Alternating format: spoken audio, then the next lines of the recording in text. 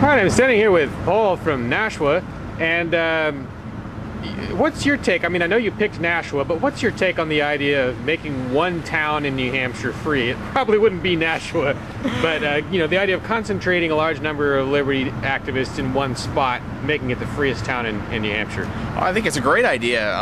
You know, I think as always, it's very important to be good neighbors and to work with your neighbors and be a good, you know, a good resident, I guess you'd say. And I think there's a lot of people in New Hampshire that love liberty already. To just help those people move towards more liberty even further, I think is fantastic. And I certainly hope to see the whole state be free, or even, you know, one town sounds good too. So, you know, it's funny. I'm actually, you know, speaking. I shouldn't really be too quick to write Nashua off, because it is actually, it's one of the best places to live in the country already. And I really think it's very underrated from a liberty perspective, because the community there. Yeah, prices are very inexpensive there.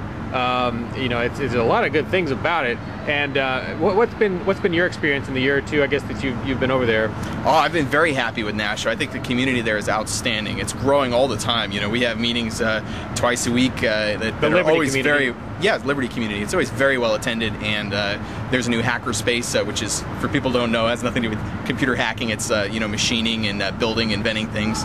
That's just started up near there, and I've been very happy with Nashua. Extremely happy. Yeah, I went and had to, you know, go before the city council with grievances, you know, a while back, and I was relatively impressed. I mean, for a government body, I felt a little bit like I was at the State House. It was no more hostile than that. Well, that's as far as places, government offices go. I would say New Hampshire State House, if you can compare with that favorably, you're doing pretty well. Yeah, you know, one search for weapons. You know, there were no cops at the meeting, city council meeting. They listened to me, heard me out, heard everybody out. Yeah. So it could all be worse.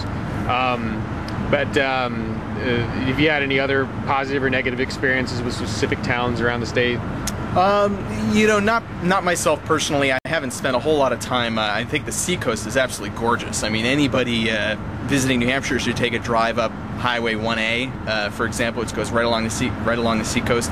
The lakes region is gorgeous as well. Drive around Lake Winnipesaukee. Really, I think there's beautiful places anywhere in New Hampshire to live, and I would just encourage people to, you know, look for work and find work you like. And I guarantee you, there's no place in New Hampshire to get a job where there isn't a beautiful place to live within a short commute of there. So, you know, I wouldn't restrict oneself to any particular town necessarily, personally speaking. All right.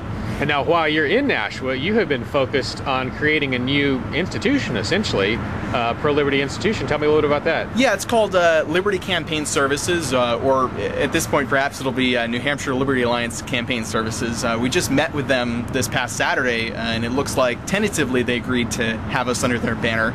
And the idea is basically to focus on electing and re-electing really pro-liberty people to the State House, but also to local offices, and to bring together volunteers, donors, recruit candidates, and you know, organize that in a way that's easy for people, makes it easy for people to get involved, both in state and out of state. And you're talking mostly like helping them with what, swag, with phone calls, or all of the above. You know, a campaign manager, a financial manager, you know, organizing volunteers to do sign waves or pass out literature, recruiting candidates for key races where we really want to run against somebody.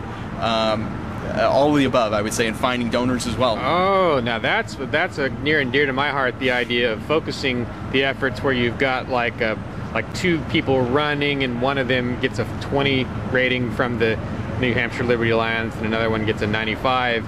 Yep. And there's a neck and neck race for Senate or something like that. Yep. And you put all your resources behind that instead of, you know, having your resources behind a 60.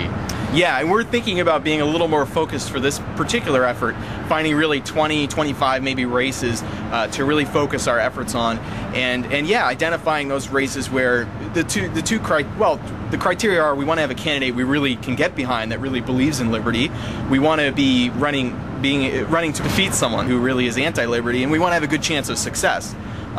So having those main criteria to really identify the places where we can have the biggest impact. That we actually, one of the positions in the organization, or a number of people, is the strategist position, and we have a number of people we're trying to organize as a team of strategists to identify those races. We're kind of at the beginning stages of organizing this, and hopefully it'll be a great resource for people who maybe in New Hampshire they don't know, they want to get involved, they don't know, where, they don't know who's running or where to go. Hopefully this will be a way for them to very easily get involved, and for people outside the state to find ways to contribute as well.